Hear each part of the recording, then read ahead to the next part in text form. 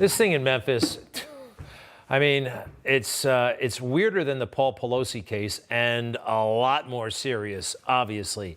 This poor guy is moments away from getting beaten to death. He is swarmed by like 5 cops at this moment, and these cops, in addition to being brutal thugs, it looks like, are incompetent, totally incompetent. I mean, he got away. He actually gets away. After the initial pullover, he somehow gets away. It's kind of wild, isn't it? I mean, cops misbehaving this grossly, this criminally.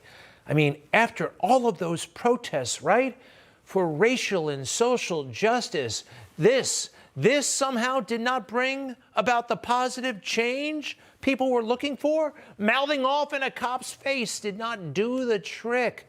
Wow, Black Lives Matter, summer 2020. I thought everything was going to be different.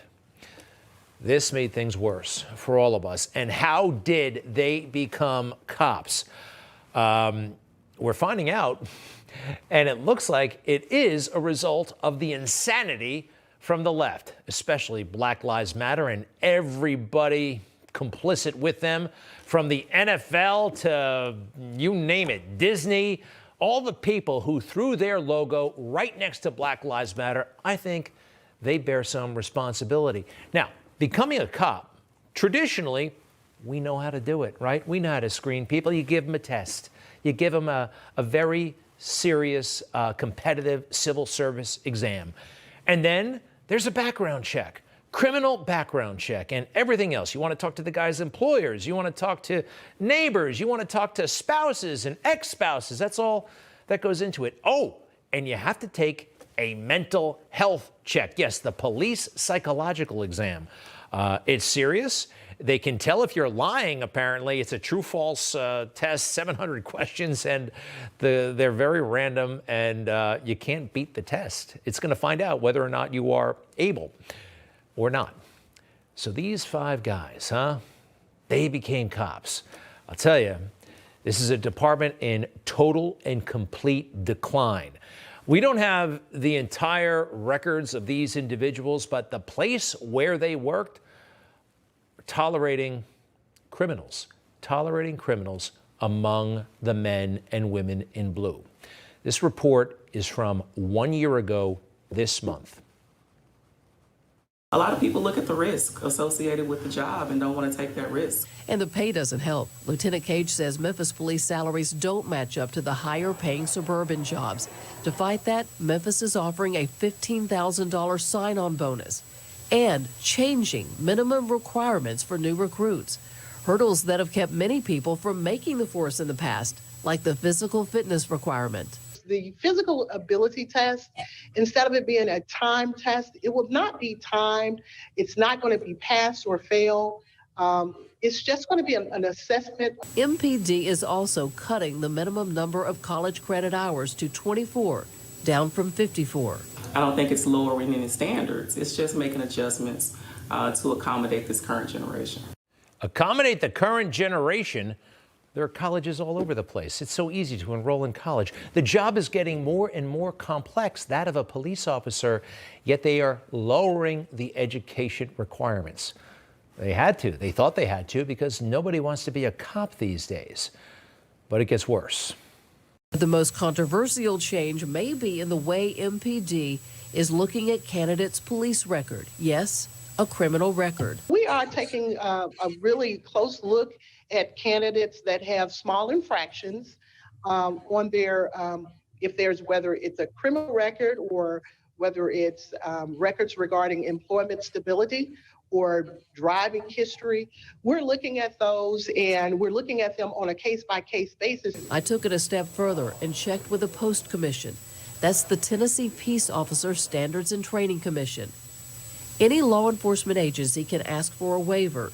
The rule reads in part, the commission may waive requirements for a person who has been convicted of or pleaded guilty to any felony charge relating to force, violence, excluding domestic violence, theft, dishonesty, gambling, or liquor charges. Felony assault? Grand larceny? What? These things are no-brainers. You can't be a cop with this stuff on your record.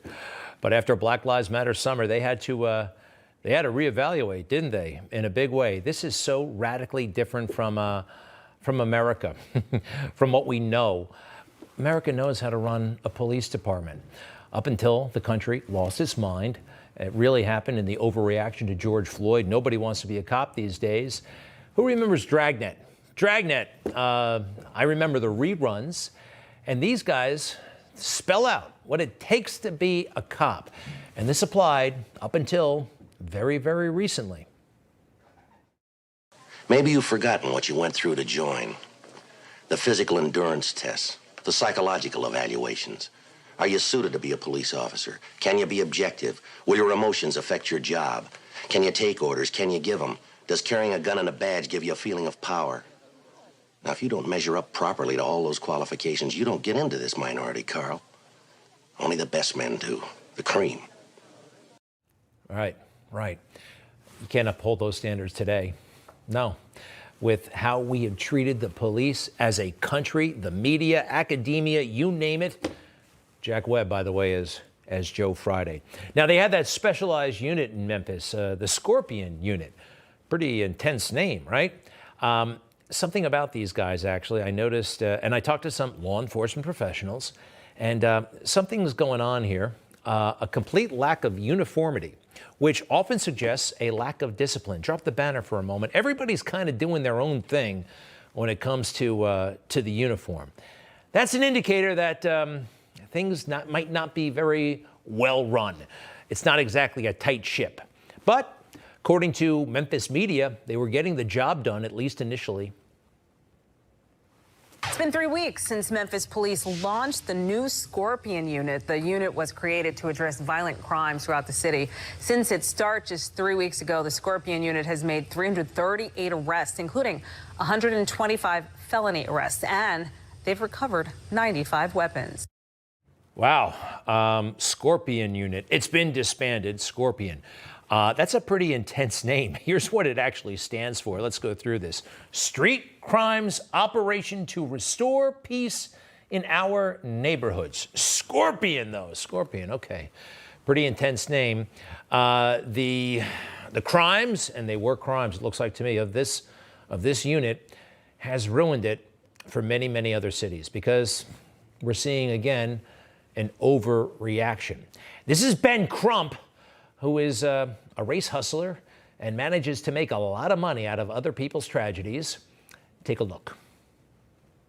These organized crime units, often known as the jump out boys in many communities of color. Now, they don't do this in white communities, but they do it in communities of color where they are very aggressive. They trample on the constitutional rights of the citizens. They engage in excessive force, almost with impunity. Painting with a pretty broad brush there, aren't you, Ben Crump? Wow. They have these units where the black people are, not where the white people are. You want to leave it at that? You don't want to talk about crime patterns and perhaps these specialized units are deployed to areas where there's higher crime? You just want to say it's a white-black thing. Okay. And speaking of white-black things, you know, so much in America is about optics these days. And I'm wondering about the qualifications of the Memphis police chief. I would bet money that, in part, she was given this job because she's a woman and she's a woman of color. Now, that's great, although it's neither here nor there. I mean, is it great to be a white man? Is it great to be a black? I don't think it really matters. But these days, it matters more than ever. And if you're a corporation or law enforcement, you want a person of color. It's the trend right now throughout law enforcement. Yeah, this is very fashionable. It's very fashionable. And here's a stunning example of using women like this, using them for political purposes or using them to actually hide behind. Here's an example. Who remembers January 6th? Of course, we all do. Remember the incomprehensible security failure and officers just standing there allowing the protesters to go in? We don't know. We don't know 1% of what happened on that day. Anyway, the first hearing they had about 2 weeks after January 6th, It featured the recently fired Chief Sund and a captain in the police department, in the Capitol Police Department on the left. Who do you think they started with? The chief who ran the department, or the captain, woman of color, who had roughly 200 people who outrank her? Which one do you think they started with? And we all believed it was important that we hear from someone who was on the front lines that day. And I'd like to recognize Captain Carnicia Mendoza of the U.S. Capitol Police.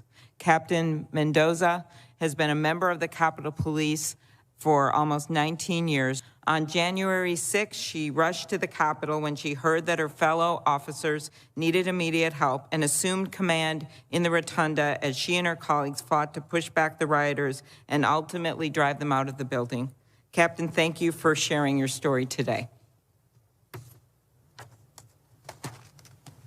Thank you. Good morning. Thank you for the opportunity to speak before the committee today, and thank you all for your service to our country. All right. My name is Captain Carnicia Mendoza. You see what's happening here? You see? This is Captain Carnicia Mendoza. I'm sure she's a fine cop.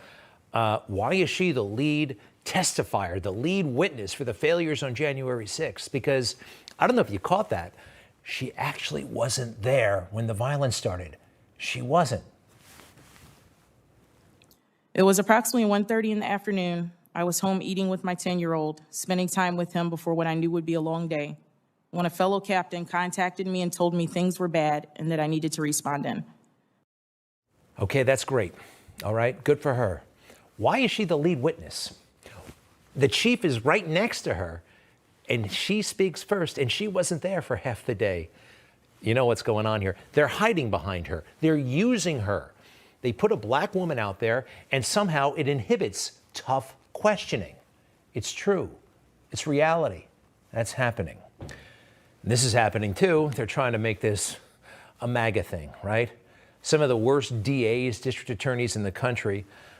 These guys are horrific, by the way. They are pro-criminal, anti-cop, and they're trying to portray the current trends, like cities totally out of control, that somehow Trump is responsible. No joke. These states in the United States that have a rate of homicide that is 40% higher are MAGA states. They are Trump states. I'll say it again. The rate of homicide in Trump states as compared to Biden states, take all 50 of them, is 40% higher. How about that, huh? Let's take a look at Tennessee. That's where Memphis is, right? It's a red state, I'll give you that, Krasner. But look at Memphis. It's right in the heart of a place called Shelby County, and that's about as blue as you can get. But this is a this is a Trump thing, right? We are having such a ludicrously stupid conversation about law enforcement and race in America to avoid having an important substantive one. And folks, I put my money where my mouth is, right? I have a book on this subject. If you don't mind, I'd like to tell you about it one more time. Justice for All, How the Left is Wrong About Law Enforcement. It is incredible what they won't say and what they will say, right? It's all here, available wherever books are sold. Thank you again for your consideration.